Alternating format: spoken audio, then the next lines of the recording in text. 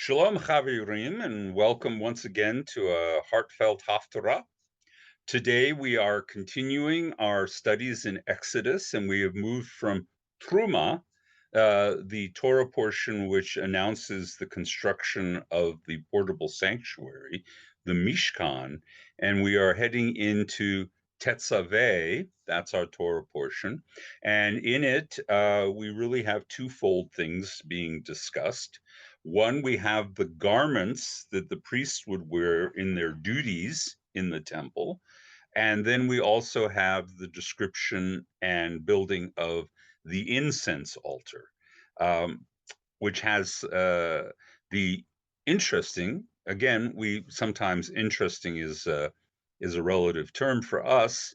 We're maybe not so interested in fashion. I always remember watching The Devil Wears Prada, and Meryl Streep gives this impassioned speech about the importance of fashion.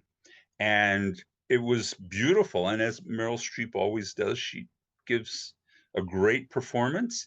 And at the end of it all, I was completely unmoved. Fashion doesn't seem that important to me. And that may be what happens to us when we read about the description of the high priest's turban and his uh, tunic and his ephod and his breeches or pants and the Hoshen Mishpat, the uh, breastplate of judgment that becomes, in modern Judaism, the breastplate that hangs on our Torot. So, we transfer a number of the elements from the priestly garments into how we protect and dress our Torah.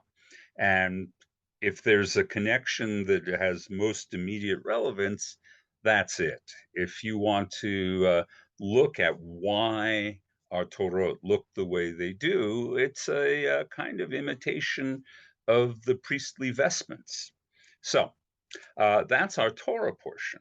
I would add this, and that is that what's another intriguing aspect of this to think about is that at this point in this Torah portion, we're engaging three of our five senses. A vision, clearly from the stylistic and visual awesomeness of the priestly garment, but also touch, because we have descriptions of the fabrics, the materials, the metals, everything that's going to be used in that garment. And because the incense altar, our sense of smell, the aromas that would be associated with sacred service, and all of those things. So that's our Torah portion. So, what's going on in our Haftarah portion? Well, our Haftarah portion to go with this is from the prophet Ezekiel, number three in our three big major prophets. Ezekiel, I think I may have mentioned this before, was born in the land of Israel prior to the exile to Babylon.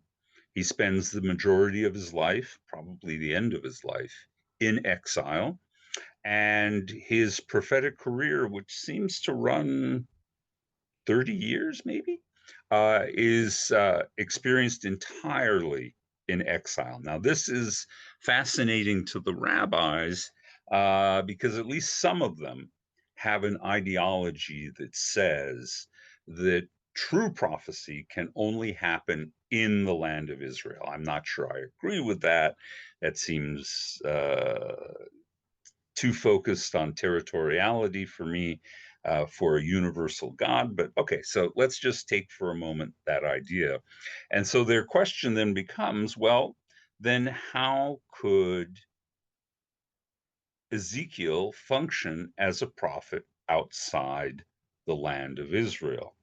Now, no doubt, those of you who are thinking about this seriously, it's already occurred to you, well, didn't Moses spend most of his time serving as a prophet outside the land of Israel, actually in the most profane of all lands, the land of Egypt, the land that is the archetypal pagan place. So, uh, any claim that a prophet can only receive prophecy in the land of Israel has to be tested against these two examples, Ezekiel at one side and Moses at the other. Now, the rabbis who make this argument, who believe that prophecy is solely a product of the land of Israel, do have a counter argument.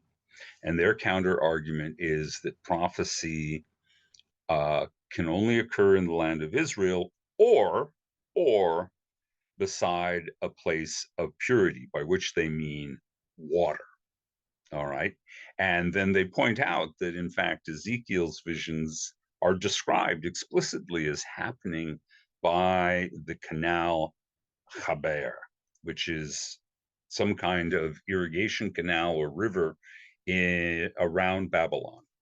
And so, okay, so that happened around water. What about Moses? Well, he had the Nile, right? And the Nile is a place of purity in an impure land. And therefore, there is an exception to be made by prophesying in the presence of water. Now, you and I could go a little further and we look at what did prophecy end for Moses as soon as he got away from the Nile? Was he always by a body of water whenever God came to him or he came to God? What about being on top of Mount Sinai or being at the bottom of Mount Sinai? Was there a river there or even a stream or a body of water? No evidence for that whatsoever in the text. So it's an interesting argument, but I think its plausibility fades in light of all the different places we see prophets having visions outside the land of Israel. But it's an interesting premise, and it's worth considering. So what's going on in our Haftarah? In our Haftarah, Ezekiel, remember, like all the other major southern prophets, is both a priest and a prophet. He is the son of Buzi, who is also listed as a priest. So this is, again, continuing that unique feature of southern prophecy. And not surprisingly, because of his priestly vocation and predilections, a big part of his prophetic book is devoted to what is the temple going to look like once we return from exile. Now, the first thing that he shares with the people living in exile, the thousands of Israelites who have been transported, Judeans really, the thousands of Judeans who've been transported into exile and many into slavery in the land of Babylon, is don't despair. We will return. We will go back to the land of Israel. And this is by far his greatest contribution to our prophetic tradition. The confidence, the assurance that God is not done with us, which in fact becomes realized and sustains Jewish history and carries us through this exile and well into the next. So, very important. But in this particular section of Ezekiel, what he's most interested in is the architecture, the dimensions of the temple that will be rebuilt in the land of Israel, the nature of how it functions, who and who will not be allowed to be priests in it. All of those tent peg things that one needs to know about the temple in the future. And it's not surprising that a priest would spend his time thinking about what will it look like? Where will I work? Would it be the most awesome place ever? And it has to be, according to Ezekiel, because God has assured us that the future is bright. Problem. When the second temple is built, when the temple that was destroyed by the Nebuchadnezzar and the Babylonians is rebuilt in the land of Jerusalem by Nehemiah and the people returning from exile. it doesn't look like Ezekiel's predicted prophetic temple. The dimensions are wrong, the features are wrong. In fact, it's more of a reiteration of what the first temple looked like. It's a rebuild. It's more like a restoration than a totally rethinking of the temple. So does that mean we can't trust in Ezekiel's prophecies? And Jewish commentators take this problem seriously. So if you look at what different people had to say, for example, Maimonides says, look at the fact of the matter was that as detailed as Ezekiel is in his description, he wasn't detailed enough. And so our ancestors decided to go with what they knew. And the second temple they rebuilt after returning from exile reflects the first temple rather than Ezekiel's temple. And that was a decision based on a lack of adequate knowledge on how to execute it. On the other hand, Rashi says, well, look, we couldn't completely overcome our shortcomings as a people. And the fact that we couldn't move on to the new, better Ezekiel temple is a reflection of our moral and spiritual shortcomings. It's kind of a sad interpretation, but it's a valid possible one that we just weren't up to the task. We didn't deserve Ezekiel's temple. But the one that has been most popular in Jewish tradition is Radak, that is Rabbi David Kimchi, a European commentator on the Bible from the Middle Ages. And he says, look at what Ezekiel is describing is the Messianic temple. He wasn't saying that the second temple was going to be built like this. He was saying that there would be a third temple, a temple that we can't even imagine yet the historical circumstances in which it will be built. And so this thing is still waiting in blueprint to be executed. Now, it's a clever solution to the problem that he moves it back to Messianic times. Now, maybe that's just making excuses. On the other hand, it reminds us that one of the most important things for hope and for people to carry on is to have a vision of something that has not yet been realized.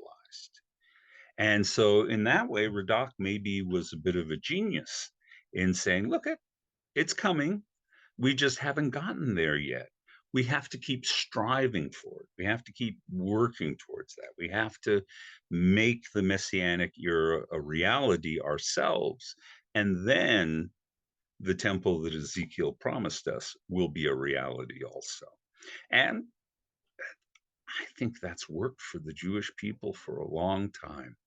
As much as we are fascinated with our past, as much as we have outbursts of nostalgia, we are also a forward-looking people. We have always been a people of hope. Using a phrase from another prophet, Isaiah, we are the prisoners of hope.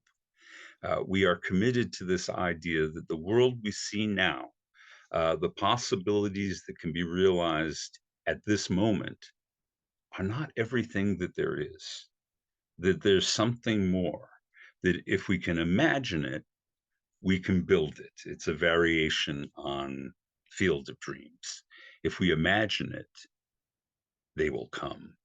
And so it is that historically, the Jewish people, because of our forward imagination, because we always believe there's something better over the horizon, have kept loyal to God's covenant and have continued to build up the world in very real intellectual, but also concrete ways.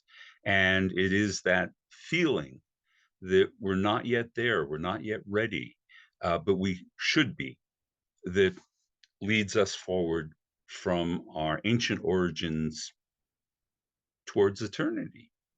So that's our Haftarah portion for this week. Tetzaveh is the Torah portion, and Ezekiel 40 is the source material for our Haftarah. Thank you all for listening in. I look forward to talking with you next week.